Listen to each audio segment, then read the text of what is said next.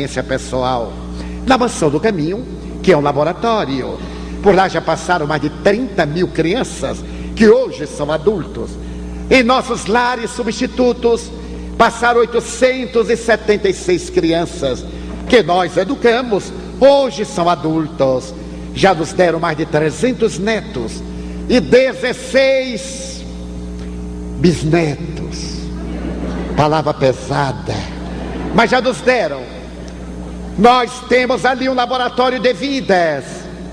No mês de maio de 1978, eu me preparava para uma viagem internacional. E quando estava concluindo a mala, altas horas, devendo viajar muito cedo na manhã seguinte, um dos meus filhos adotivos aproximou-se e me disse: tio, eu preciso de ajuda. O senhor imagine que eu tive uma noite péssima. Tive um pesadelo.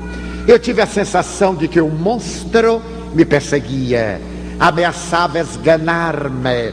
Eu corria e aquele ser detestável corria atrás de mim para alcançar-me. E quando estava no momento de me encontrar, eu desmaiei e acordei banhado de suor. Tive um dia péssimo e estou com medo de dormir. Eu pedi que ele esperasse um pouco e logo após terminar a tarefa, tomei de um Evangelho segundo o Espiritismo, pedi-lhe para que abrisse e lhe apliquei a bioenergia, o passe, essa transmissão de energia viva. No momento em que ele aplicava a bioenergia, eu detectei que no seu psiquismo, no campo da aura, estava uma presença malévola. E percebi que se tratava de um espírito cruel, porque ele me disse: eu vou matá-lo. Ele me matou e agora é a oportunidade da minha vingança. Apliquei o passe e antes de mandar o filho dormir, ele disse: olha, é uma depressão que se está instalando. Naturalmente há uma intercorrência espiritual. Procure seu irmão Edilton, um outro filho nosso que é médico, para que ele lhe oriente clinicamente, se necessário, leve-o ao psiquiatra. Porque os espíritas não estamos em postura diferente da ciência, marchamos ao lado da ciência, respeitamos-la. E se você necessitar de terapia, ele vai lhe levar ao psiquiatra.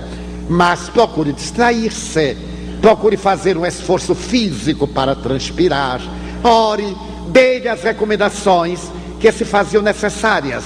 Chamei o meu filho Edilton e lhe expliquei o drama, que ele deveria ter muito cuidado, porque eu havia percebido que era também uma obsessão com características que se iam agravar. Viajei e uma semana após, de Roma, telefonando à Mansão do Caminho, eu soube que meu filho estava internado na clínica psiquiátrica do Hospital das Clínicas. Estava recebendo a terapêutica da época, ano de 78, alguns barbitúricos especiais.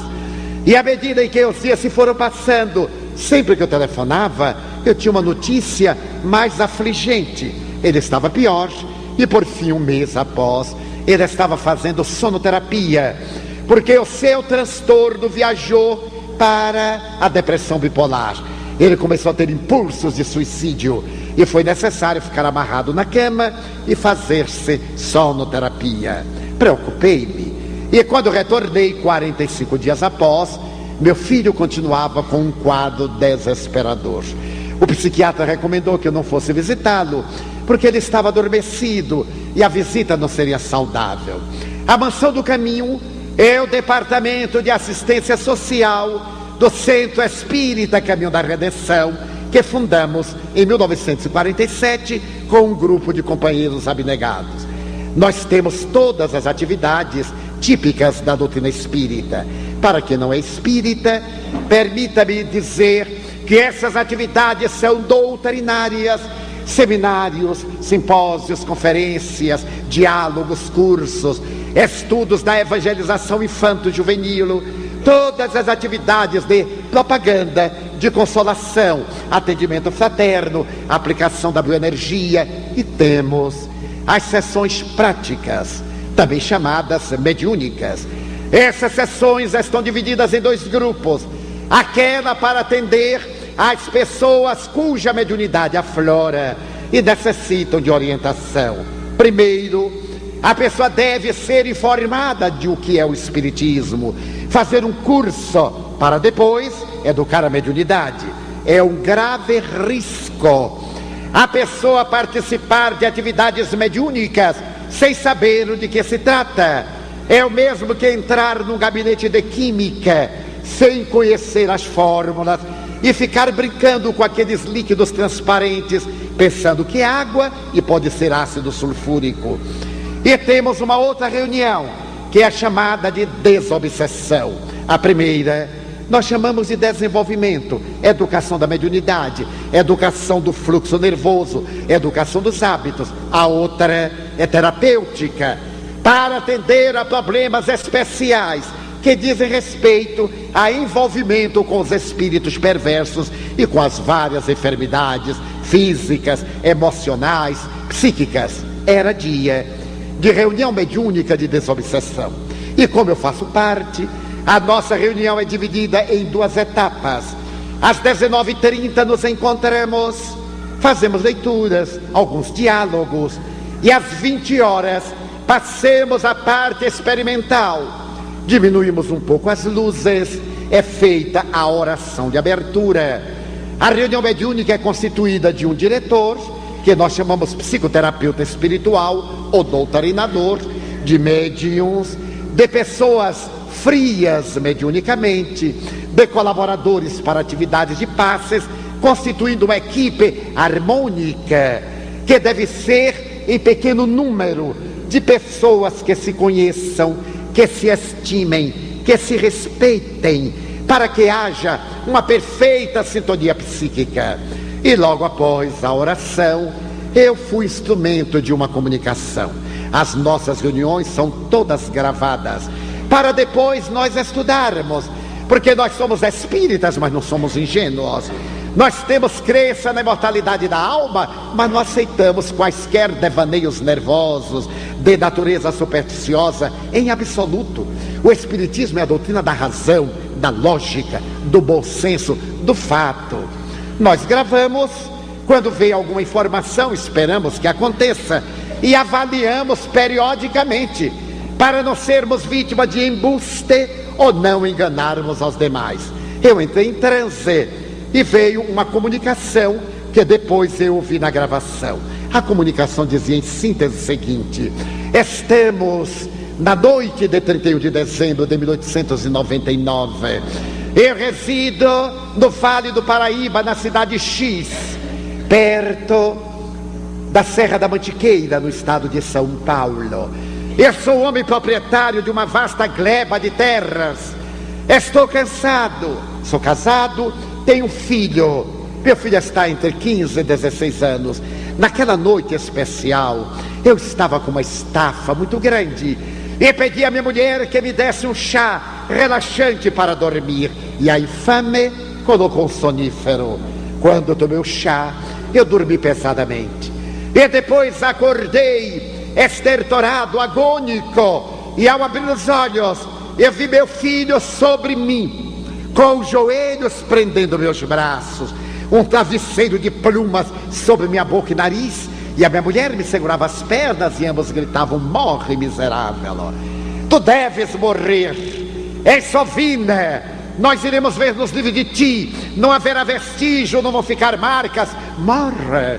Eu lutei bravamente, mas o meu filho jovem, aquele travesseiro, eu entrei numa agonia, numa dispneia, numa falta de ar, e perdi a consciência. Em determinados momentos eu tinha uma sensação de queda, em uma escuridão como nunca deve ter havido antes. Não sei quanto tempo se passou. A minha agonia, a minha falta de ar, o peito estourando, o meu desespero correndo de um lado para o outro, até que subitamente despertei. Despertei na minha propriedade, mas já não era a minha propriedade. Havia pessoas, eu tentei comunicar-me, ninguém me atendeu. Eu percebi outras sombras como eu, e aqueles seres estranhos disseram: tu és um louco, tu já morreste. Eu não sabia o que era a morte. Para a minha vida era o dinheiro, era a religião que ia me dar o reino dos céus e nada mais. Quando eles disseram que eu estava morto, E quando elucidaram que eu havia sido assassinado pela minha mulher e pelo meu filho, eu lembrei-me da cena e o ódio tomou conta de mim, fazendo espumar de ira. E eles disseram: é tarde demais, já se passou um largo período, e os miseráveis venderam a tua propriedade, expoliaram tudo que tu tinhas, e agora vivem na capital da república. A regalia, vinga-te. Mas como? Eu não entendia nada, eu não sei o que me aconteceu, eu saí desvairado, e o tempo para mim perdeu significado. Mais ou menos nos anos 50, eu me senti atraído por uma jovem de 20 anos, mas atraído pela repulsa. Era uma jovem que eu detestei. Ela era portadora de uma estranha peculiaridade, como se fosse um imã e eu fosse uma limalha de ferro. Aonde ela ia, eu me sentia atraído, como se fossem os cabelos da Medusa. Eu a odiava e sentia por ela náusea, mas não sabia por quê. Fiquei tão imantado que passei a acompanhá-la aos momentos íntimos, ao banheiro, ao repouso. E certo dia, quando ela se deitou e adormeceu e saiu do corpo, eu descobri que era minha mulher. Era minha mulher agora, metamorfoseada. Eu não sabia porque ela estava daquela forma. Eu avancei para estrangulá-la. Ela me reconheceu e voltou correndo ao corpo. Eu percebi que poderia me vingar. E aqueles companheiros disseram: ela está reencarnada. Os miseráveis também voltam. Eles têm que pagar. Mata! Tu deves vingar-te. Eu fiquei à espreita, e a partir dali não a deixei mais dormir. Toda vez que ela ia entorpecendo, eu aparecia na sua memória, e a sua consciência de culpa fazia retroceder ao tempo, ao pavor. Ela foi defiando, entristeceu, eu me fui apossando da sua mente, e ela foi atirada no manicômio judiciário como esquizofrênica. Ali então, depois de vários anos, um outro psicopata violentou-a. Ela concebeu. O miserável do filho foi jogado fora, não sei o que aconteceu. E eu percebi que naquele conúbio entre o esquizofrênico e ela, eu sentia estranhas e peculiares sensações, porque estava imantado. Comecei a explorar-lhe a debilidade orgânica, e ela está para morrer, vou matá-la. Foi quando, no mês de maio, eu senti a mesma coisa por esse infame. Eu nunca havia tido ideia desse infeliz. Senti-me atraído.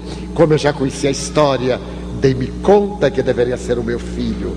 E quando ele adormeceu e saiu do corpo, eu apareci com toda a ira para estrangulá-lo, para vingar-me. O miserável recuou, fugiu, mas eu fiquei à espreita. Agora eu vou atirá-lo no quarto piso da clínica. Vou matá-los. Seria essa a história. Ao doutrinador cabe uma psicoterapia, um diálogo ameno, com muita ternura, porque o espírito é infeliz. E o nosso psicoterapeuta lhe disse: meu irmão, você tem toda a razão. Você é perverso porque foi vítima. Talvez eu fizesse o mesmo. É provável que eu agisse da mesma forma. Mas eu quero lhe dizer que já se passaram 78 anos. Você dá-se conta de quanto você é infeliz? 78 anos de sofrimento. Não acha que você agora merece ser feliz? E ele perguntou: e como eu seria feliz? Perdoando ou nunca? Eu prefiro a desgraça ao perdão. Mas olhe bem, o que é que você pretende? Pretendo matá-los. E se Deus não deixar? Não sei quem é Deus. Vai saber. Você, por exemplo, está aqui porque a misericórdia divina trouxe-o. Não, eu vim porque quis. Muito bem. Então tente ir-se. Saia, é livre. Pode ir-se. Não irei porque não quero. Pois pense na probabilidade de você ser feliz. Lembre-se que ninguém fica devendo a consciência cósmica. Eles pagarão. A divindade tem códigos. Não é necessário que você cobre. Vamos dizer que você os mate. E depois, eles continuarão a viver. E você, qual será a sua meta? Totalmente perderá o objetivo da sua vida. dê-se uma chance. Naturalmente eu desejo que o nosso filho fique bom e que essa estranha se recupere, mas eu desejo também que você fique bom. Para nós você é um ser, não é uma figura de ficção, é um ser real. Nós queremos ajudá-lo. E falou-lhe com tanta ternura que o espírito começou a pensar diferente. E o doutrinador lhe disse: não lhe peço que resolva agora, não há pressa. Fique aqui durante uma semana em nossa casa, observe-nos. Esse rapaz não é nosso filho carnal. Nós o recebemos e não conhecemos a história, somente de Valda, quem sabe. Medite conosco, veja quanto é bom ser bom. Em nossa casa nós estamos realizando uma experiência muito curiosa. Aqui não se dá negativa. Seja qual for o problema, nós temos meios para ajudar. O espírito chasquinou. Então vocês aqui nunca negam nada? Nunca. E quando vocês não têm? Claro que nós sempre temos. Sempre temos uma boa palavra, sempre temos uma oração, sempre temos a solidariedade. É que nós temos o hábito de negar por comodidade ou por egoísmo. Aqui é proibido dar a negativa. Ele disse: muito bem, então eu ficarei, mas eu continuarei indo ao manicômio e continuarei indo à clínica. Quando eu terminei de ouvir a gravação, fiquei realmente estupidificado. Era aquela entidade com a qual eu tivera um contato no mês de maio, naquele dia 24. Muito bem, na próxima semana ele voltou e disse: vocês me convenceram. Eu me dou conta que tenho o direito de ser feliz. Eu me vou afastar e que a divindade cobre. Espero que Deus me vingue. Quanta gente que diz isso: Deus vingar as nossas paixões. Eu me irei, mas um dia eu volto. Perdoar eu não consigo, um dia eu volto. Foi, e quando nós ouvimos a gravação final, ficamos na expectativa. No dia seguinte, às 7 da manhã, o serviço social da clínica psiquiátrica chamou-nos para ir ao hospital. Meu filho, apesar de sonoterapia, despertara às 5 da manhã e estava agitado. Queria ir embora, estava lúcido, recuperar a razão, desejava voltar para casa, chamava-me, não se lembrava que eu estivera viajando. Mais ou menos às 9 da manhã eu fui ao hospital, visitei-o, e ele disse: tio, o que é que eu estou fazendo aqui? Eu disse: você estava doente, meu filho, você teve um problema muito grave, estava internado para terapia. Mas eu já estou bom, tio. Sim, mas agora para sair é necessário aguardar que o psiquiatra lhe dê a conveniente alta. Ele disse: mas me leve imediatamente, aqui eu não ficarei. Eu digo: não é assim, há uma praxis, vamos aguardar o psiquiatra. Quando o psiquiatra chegou às 11 horas, eu me apresentei, disse que era o pai adotivo do jovem e que estava ali para pedir que ele desse alta ao meu rapaz. O psiquiatra estava escrevendo, um homem de muita cultura, naquele tempo era catedrático de psiquiatria, com uma postura muito nobre. Ele continuou escrevendo e eu disse: desejo que o senhor libere o meu filho, porque ele já está curado. O psiquiatra levantou a vista, retirou o óculos e me perguntou: o senhor é médico? Eu disse: não, senhor, eu sou médium. E eu disse: agora quem fica sou eu. Meu filho vai e eu fico. Ele perguntou-me: o senhor é o quê? Eu disse: médium. E o que é médium? Bem, eu vejo os espíritos, eu ouço, eu entro em contato com eles. E como meu filho estava com uma depressão obsessiva, ele já ficou bom. Mas ele olhou meu nome: não é possível, seu Franco, o senhor acredita nisso? Eu digo: não apenas acredito, eu sei que é. Quem acredita muda, quem acredita hoje deixa de acreditar amanhã. Quem sabe não tem jeito. Quem sabe ler, olha uma placa e diz: não vou ler, já leu. Não tem jeito. Agora quem crê, não. Quem crê é frívolo. Crê agora, descrê amanhã, passa para ali, para lá. Eu sou uma pessoa ciente e consciente dessa realidade. Ah, quer dizer que seu filho já está bom? Eu digo: sim, senhor, eu venho pedir a alta. Mas, seu Franco, não existem espíritos. Eu disse alto lá. Eu respeito o psiquiatra, mas essa opinião para mim não tem o menor valor. Eu sou psiquiatra há 32 anos e eu sou espírita há 34. Eu levo 2 anos na frente do senhor. Naquela época, em 78. Eu estudo a doutrina espírita e o doutor jamais leu uma obra espírita. Se leu alguma coisa, foi contra o espiritismo. Não tem autoridade. O senhor me pode dizer que não acredita e eu respeito. O senhor já imaginou se eu falasse que não existe esquizofrenia? O senhor diria que eu era um estúpido. Eu não direi isso. Mas também eu leio algo de psiquiatria, todo mundo lê. Agora, sobre o espiritismo, o senhor me desculpe, eu conheço. Psiquiatria, o senhor conhece. Meu filho estava com um diagnóstico dado pelo senhor que eu respeito, mas eu tenho outro diagnóstico. Ele disse, está bom, então eu quero que o senhor dê a alta. Eu não darei. Eu digo, então o senhor me constrange a impetrar o mandato de segurança, porque ele é de menor, está sob a minha guarda e proteção. Eu trarei aqui psiquiatras para analisarem que ele está curado.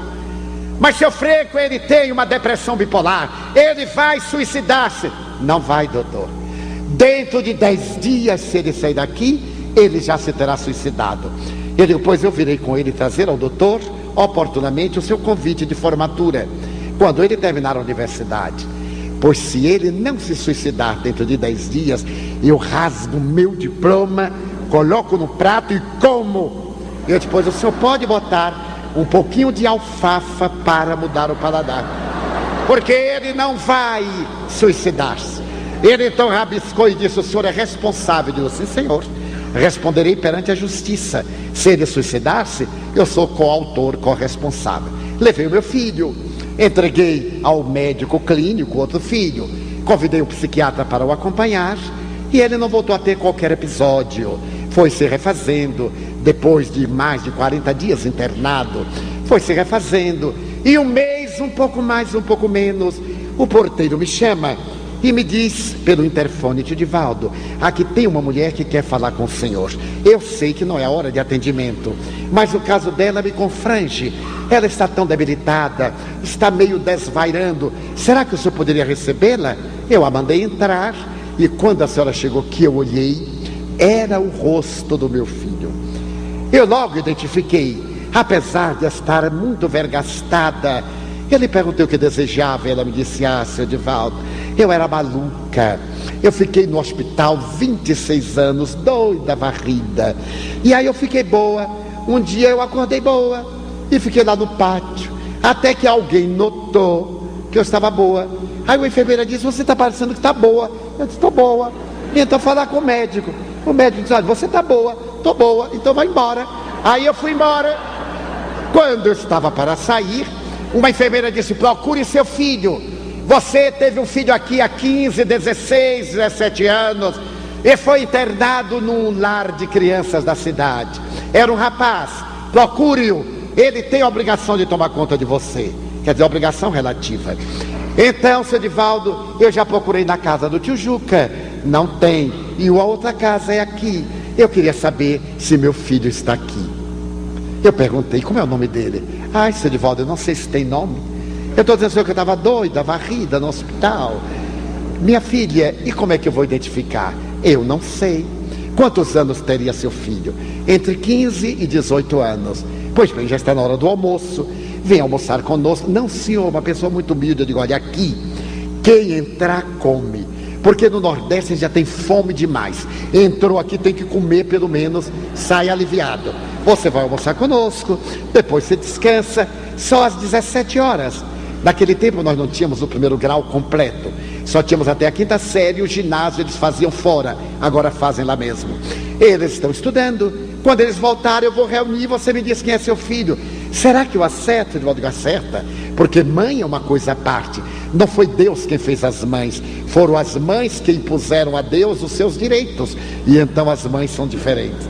Ela riu, almoçou conosco, colocamos em nosso centro médico para descansar, e às 17 horas eu chamei todos os nossos filhos entre 15 e 19 anos, eram 19. Eu fiz um semicírculo, trouxe-a e disse, aqui estão os meus rapazes, agora me diga qual é o seu filho.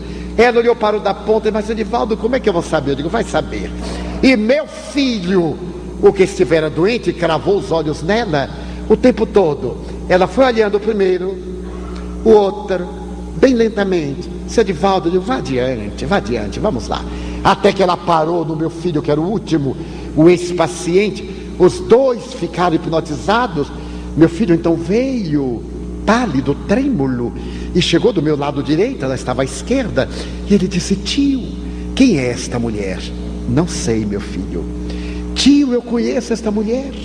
Ela estava nos meus pesadelos. Ela dizia: mata o miserável, mata. Quem é ela? Eu digo: não sei, meu filho. Ela está aqui procurando o filho.